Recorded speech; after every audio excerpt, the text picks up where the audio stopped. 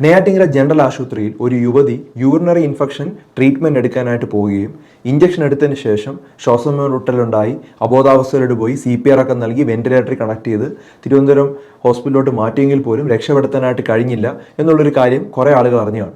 Doctor ആ കുത്തിവയ്പ്പ് എടുത്തത് കൊണ്ടാണ് മരണം സംഭവിച്ചതെന്നുള്ള രീതിയിൽ സഹോദരൻ സംസാരിക്കുന്നതായിട്ട് കണ്ടു. അപ്പോൾ ഇതിൽ എന്താണ് പ്രശ്നമെന്ന് വ്യക്തമായിട്ട് മനസ്സിലാക്കുക. ഇത്തരത്തിലുള്ള മരണങ്ങൾ നമ്മൾ തടയാനായിട്ട് എന്തൊക്കെ നമുക്ക് ചെയ്യാമെന്നുള്ളതും അറിഞ്ഞിരിക്കുക.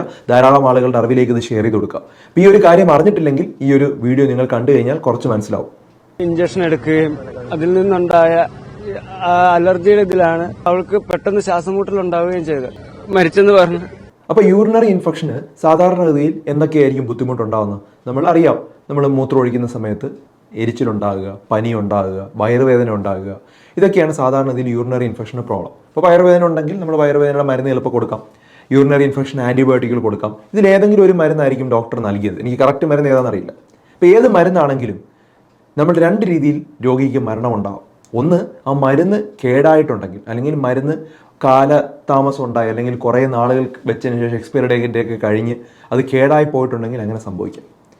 രണ്ടാമതായിട്ട് മരുന്ന് ഏതൊരു മരുന്നിനും അലർജി ഉണ്ടാവും. നമ്മുടെ ശരീരം റെസ്പോണ്ട് ചെയ്യുന്ന രീതി വ്യത്യാസമാണ്. അതായത് ഇപ്പം ഞാനിപ്പോൾ ഒരു കൊഞ്ച് കഴിക്കുക. അപ്പോൾ കൊഞ്ച് കഴിക്കുന്ന സമയത്ത് എനിക്ക് പെട്ടെന്ന് അലർജി ഉണ്ടാകും, ദേഹം മൊത്തം തടിച്ചു പോകും. അതേ കൊഞ്ച് എൻ്റെ അടുത്തിരിക്കുന്ന വ്യക്തികളൊന്നും കഴിച്ചു കഴിഞ്ഞാൽ അവർക്കുണ്ടാകുന്നില്ലെങ്കിൽ അതിനെയാണ് നമ്മൾ അലർജി എന്ന് വിളിക്കുന്നത്. അപ്പോൾ ഈ അലർജി തന്നെ മൈൽഡ് അലർജി ഉണ്ട്, സിവിയർ അലർജി ഉണ്ട്. മൈൽഡ് അലർജി എന്ന് പറഞ്ഞാൽ നമുക്ക് വെറുതെ വരുന്ന ഒരു ചൊറിച്ചിൽ മാത്രം ഉണ്ടാവുന്നു, അതുപോലെ അത് കഴിച്ചതിന് ശേഷം ഒരു ചെറിയ അസ്വസ്ഥത ഉണ്ടാവുന്നു, അതെല്ലാം മൈൽഡ് അലർജിയാണ്. ഇവിടെ സിവിയർ അലർജിയാണ് ഈ കുട്ടിക്ക് ഉണ്ടായിരിക്കുന്നത്. അത് ആ ഒരു സഹോദരൻ്റെ ഇൻ്റർവ്യൂ കണ്ടപ്പോൾ തന്നെ മനസ്സിലായതാണ്. അതായത് ശ്വാസമുട്ടൽ ഉണ്ടാകുകയും ശ്വാസമെടുക്കാൻ തടസ്സം ഉണ്ടാകുകയും ഈ ഒരു ഇഞ്ചക്ഷൻ കൊടുക്കുന്നതിന് തൊട്ട് മുമ്പ് വരെ കുട്ടി കംപ്ലീറ്റ്ലി നോർമൽ ആണെന്നും പറയുന്നുണ്ട്. അപ്പോൾ ഇതെന്തുകൊണ്ടാണ് സംഭവിച്ചത്? ഡോക്ടറിൻ്റെ അനാസ്ഥയാണോ? അതായത് അനാഫൈലാക്സിസ് എന്നുള്ളൊരു അസുഖം നമ്മൾ കണ്ടെത്താൻ താമസിച്ചു കഴിഞ്ഞാൽ വളരെ ഡേഞ്ചറസ് ആയിട്ടുള്ള ഒരു പ്രശ്നമാണ്. എന്താണ് അനാഫൈലാക്സിസ് എന്ന് പറഞ്ഞാൽ? സിവിയർ അലർജിയാണ് നമ്മൾ അനാഫൈലാക്സിസ് എന്ന് പറയുന്നത്. ഈ സിവിയർ അലർജി ആർക്കും എന്തിനോടും ഉണ്ടാവും. ഇപ്പോൾ നമ്മളൊരു നട്ട്സ് കഴിക്കുകയാണ്, ഇതിനു മുമ്പ് അലർജി ഇല്ലായിരുന്നു, ചില സമയത്ത് ചില നട്ട്സ് കഴിക്കുമ്പോൾ അലർജി വരാം. അത് അതിൻ്റെ അകത്തുള്ള ചെറിയ പൊടികളുടെ വ്യത്യാസം കാരണം വരാം. ഒന്ന്, ചിലപ്പോൾ 2 ദിവസം കഴിഞ്ഞിട്ടായിരിക്കും ആദ്യത്തെ പ്രാവശ്യം സെൻസിറ്റേഷൻ സംഭവിക്കുന്നേ ഉള്ളൂ ശരീരത്തിന്, രണ്ടാമത്തെ പ്രാവശ്യമായിരിക്കും അലർജി ആയിട്ട് വരുന്നത്. അതുപോലെ കൊഞ്ച്, കണവ പോലുള്ള സാധനങ്ങൾ കഴിച്ച് മിക്ക ആളുകളും വരാറുണ്ട്. ചില വേദന സംഹാരികൾ കഴിക്കുമ്പോൾ അലർജി ആയിട്ട് വരാറുണ്ട്. പാരസെറ്റമോൾ കഴിച്ച് അലർജി ആയിട്ട് വരുന്ന ആളുകൾ പോലും നമ്മുടെ ഇടയിലുണ്ട്. അപ്പോൾ ഇത്തരം മരുന്ന് കഴിക്കുമ്പം അവർക്ക് എന്ത് സംഭവിക്കും? ദേഹം മൊത്തം തടിച്ചു വരിക. സിവിയർ അനാഫിലാക്സിസിൻ്റെ ലക്ഷണം എന്ന് പറഞ്ഞാൽ എന്തെങ്കിലും ഒരു മരുന്നോ അല്ലെങ്കിൽ ഇത്തരത്തിൽ എന്തെങ്കിലും കഴിച്ചു കഴിഞ്ഞാൽ ഉടനെ തന്നെ ശ്വാസമുട്ടലുണ്ടാകുക, അതുപോലെ ചുണ്ടിലോ അതുപോലെ ഇവിടെയൊക്കെ നീരുണ്ടാകുക, കഴുത്തിൽ എന്തെങ്കിലും പിടിച്ചതുപോലെ നമുക്കിങ്ങനെ കൺസ്ട്രക്ഷൻ പോലെ തോന്നുക, ഒരു ആരെങ്കിലും കയറി കഴുത്തി പിടിച്ച പോലെ തോന്നുക. നമ്മുടെ സൗണ്ടൊക്കെ ഈ തൊണ്ട കയറി കഴുത്തി പിടിച്ചു കഴിഞ്ഞാൽ എന്താണ് സൗണ്ട് വരുന്നത്? ആ ഒരു സൗണ്ട് ഉണ്ടാകുക. അതിനെ നമ്മൾ സ്ട്രൈഡർ എന്നാണ് വിളിക്കുന്നത്. അതുപോലെ ബ്ലഡ് പ്രഷർ കുറയുക, വിയർപ്പ്, നല്ലോണം വിയർക്കുക, രോഗി അബോധാവസ്ഥയിലോട്ട് പോവുക, ഇതെല്ലാം അനാഫൈലാക്സിസ് അല്ലെങ്കിൽ സിവിയർ അലർജിയാണ്. ഇത് എത്രയും വേഗം ആ ഡോക്ടർ കണ്ടെത്തുക അല്ലെങ്കിൽ നേഴ്സുമാർ കണ്ടെത്തണം. അത് ശ്രദ്ധിക്കേണ്ട ഒരു കാര്യമാണ്. അങ്ങനെ കണ്ടെത്തിയിട്ടുണ്ടോ എന്നുള്ളത് പരിശോധിക്കേണ്ടതാണ്.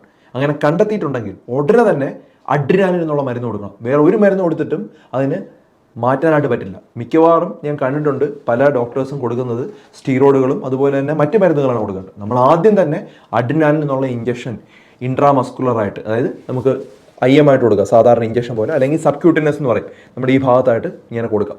ഇതാണ് കൊടുക്കേണ്ടത് ഇമ്മീഡിയറ്റ്ലി. ലേറ്റ് ആയി കഴിഞ്ഞാൽ അത് രോഗി മരണത്തിലോട്ട് പോകാം. ഇതാണ് അഡ്രിനാലിൻ കൊടുക്കേണ്ട ഇമ്പോർട്ടൻസ്. നമ്മുടെ പാശ്ചാത്യ രാജ്യത്തൊക്കെ ഈ അഡ്രിനാലിൻ്റെ ഇഞ്ചക്ഷൻ വീട്ടിൽ കൊടുത്തുവിടും. നമ്മൾ വീട്ടിൽ അഥവാ ഇടയ്ക്കിടയ്ക്ക് ഇങ്ങനെ വരുവാണെങ്കിൽ വീട്ടിൽ വെച്ചാണ് അലർജി ഉണ്ടാകുന്നതെങ്കിൽ അവരത് പൊട്ടിച്ച് ഉടനെ തന്നെ പ്രസ് ചെയ്തിട്ട് തുടയിൽ ഉടുപ്പിൻ്റെ പുറത്തൂടെ അങ്ങ് പ്രസ് ചെയ്യും. അപ്പോൾ ആ അഡ്രിനാലിൻ വളരെ മൈന്യൂട്ട് ഡോസ് ശരീരത്തിലോട്ട് എത്തുകയും രോഗി രക്ഷപ്പെടുകയും ചെയ്യും. വളരെ കുട്ടി ഡോസാണ്, 0.5 മില്ലിഗ്രാമാണ് നമ്മുടെ അഡൽട്ടിനൊക്കെ കൊടുക്കുന്ന ഡോസ്. അപ്പോൾ ഇത് കൊടുക്കണം. ഇത് കൊടുത്തതിന് ശേഷം നിങ്ങൾ വേറെ ഏതെങ്കിലും മരുന്ന് കൊടുക്കുന്നതുകൊണ്ടും കുഴപ്പമില്ല. അപ്പോൾ അങ്ങനെ ഒരു കാര്യം ശ്രദ്ധിക്കേണ്ട ഒരു കാര്യമാണ്. എന്തിനോടും നമുക്ക് അലർജി ഉണ്ടാവുന്നത് കൊണ്ട് നിങ്ങൾ ഏതൊരു മരുന്ന് എടുത്തതിന് ശേഷം, ഇപ്പോൾ മരുന്നിന് സൈഡ് എഫക്റ്റ് ഉണ്ടെന്ന് ചോദിച്ചാൽ എല്ലാത്തിനും സൈഡ് എഫക്റ്റ് ഉണ്ട്. ഒരു എഫക്റ്റ് ഉള്ള സാധനത്തിനെല്ലാം സൈഡ് എഫക്റ്റുകൾ ഉണ്ടെന്ന് ആലോചിക്കുക. പക്ഷേ വളരെ മിനിമലായിട്ടാണ് സൈഡ് എഫക്ട്സ് മിക്ക മരുന്നുകൾക്കുള്ളത്.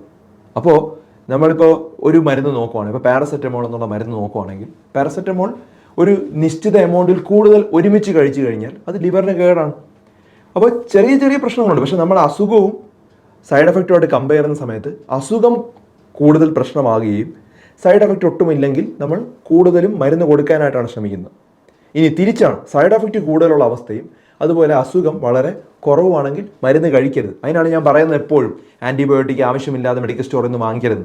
ഈ ഒരു ഇന്ത്യയിൽ മാത്രമാണ് ആൻറ്റിബയോട്ടിക്കുകൾ നമ്മൾ മെഡിക്കൽ സ്റ്റോറിൽ പോയി വാങ്ങിക്കാൻ പറ്റുന്നത്. നമ്മളിപ്പോൾ UAE-ലാണ്, ഞാൻ അറിയാമല്ലോ നിങ്ങൾക്ക്, അബുദാബിയിൽ മരുന്ന് പോയി വാങ്ങിച്ചാൽ കിട്ടില്ല. അതുപോലെ തന്നെയാണ് നമ്മൾ US-ലോ അല്ലെങ്കിൽ UK-യിൽ ഞാൻ ഇടയ്ക്കിടയ്ക്ക് പോകുന്നതാണ്. അവിടെ ഒന്നും മരുന്ന് ആൻറ്റിബയോട്ടിക് നമുക്ക് ചോദിച്ച് വാങ്ങിക്കാൻ പറ്റില്ല. അപ്പം ആൻറ്റിബയോട്ടിക്കുകൾ ഇവിടെ കണ്ടമാനം യൂസ് ചെയ്യുകയാണ്. ഒരു ചെറിയ പനി വന്നു കഴിഞ്ഞാൽ അപ്പം തന്നെ വൈറൽ അണുബാധയായിരിക്കും, 2 ദിവസം കൊണ്ട് മാറും അല്ലെങ്കിൽ 3 ദിവസം കൊണ്ട് മാറും. അതിന് പകരം ആൻറ്റിബയോട്ടിക് കഴിക്കും. അപ്പോൾ ഓരോ മരുന്നും കഴിച്ച് നമ്മുടെ ഈ മരുന്നൊന്നും അവസാനം വർക്ക് ചെയ്യാതെയാവും. അപ്പോൾ അതൊരിക്കലും ചെയ്യാതിരിക്കുക. അപ്പോൾ ഇന്നത്തെ ഒരു ടോക്ക് കൊണ്ട് ഞാൻ ഉദ്ദേശിച്ചത് ഈ അനാഫാലാക്സിസ് എന്നുള്ളൊരു കാര്യം ഡോക്ടേഴ്സ് ഉൾപ്പെടെ കുറച്ചുകൂടെ ഗൗരവമായിട്ട് കാണേണ്ട ഒരു അവസ്ഥയാണ്.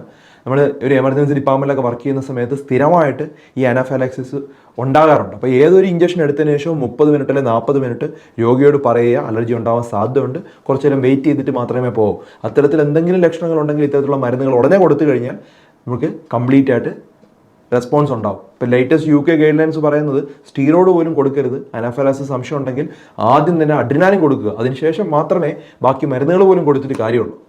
അത് അങ്ങനെയാണ് പറയുന്നത്. അപ്പം ലേറ്റ് ആകരുത് എന്നുള്ളതാണ് ഇമ്പോർട്ടൻറ്റ്. അപ്പോൾ ഈ ഒരു കാര്യം മനസ്സിലാക്കിയിരിക്കുക. വളരെ വിഷമമായിട്ടുള്ളൊരു കാര്യമാണ് സംഭവിച്ചത്. വളരെ യങ്ങായിട്ടുള്ളൊരു കുട്ടി, മറ്റ് അസുഖങ്ങളൊന്നും ഇല്ലാത്തൊരു കുട്ടിയാണെന്നാണ് അറിയാനായിട്ട് കഴിഞ്ഞത്. വളരെ അൺഫോർച്ചുനേറ്റായിട്ടുള്ളൊരു ഈവൻ്റാണ് സംഭവിച്ചത്. അപ്പോൾ ഇത്തരത്തിലുള്ള കാര്യങ്ങൾ വളരെ വ്യക്തമായിട്ട് നിങ്ങൾ മനസ്സിലാക്കിയിരിക്കുക. ഏതൊരു ഇഞ്ചക്ഷൻ എടുക്കുന്ന സമയത്ത് ഈ ഒരു കാര്യം അമിതമായ പേടിയല്ല വേണ്ടത്. നമ്മളൊരു 30 മിനിറ്റ്സ് വെയിറ്റ് ചെയ്യുക. നമുക്ക് പല ഇഞ്ചക്ഷൻസൊക്കെ ലക്ഷക്കണക്കിന് ആളുകൾക്കാണ് യൂറിനറി ഇൻഫെക്ഷനും അതുപോലെ മറ്റ് ഇൻഫെക്ഷനും ഒക്കെ ട്രീറ്റ്മെൻറ്റ് എടുക്കുന്നത് എല്ലാ ദിവസവും. എന്നിട്ട് അവർക്ക് എല്ലാവർക്കും അലർജി ഉണ്ടാവുന്നില്ല. പക്ഷേ ചുരുക്കം ആളുകൾക്ക് സിവിയർ റിയാക്ഷൻ, അലർജി ഉണ്ടാവാനും അനാഫിലാക്സിസ് ഉണ്ടാകാനും പോസിബിലിറ്റി ഉണ്ട് എന്ന് മനസ്സിലാക്കിയിരിക്കുക. അപ്പോൾ ഇത് ധാരാളം ആളുകളുടെ അറിവിലേക്ക് ഈ ഒരു വീഡിയോ ഷെയർ ചെയ്ത് കൊടുക്കുക. മറ്റൊരു വീഡിയോയുമായി ഡോക്ടർ ഡി ബെറ്റർ ലൈഫ് ഉടനെ വരുന്നതായിരിക്കും. Take care all.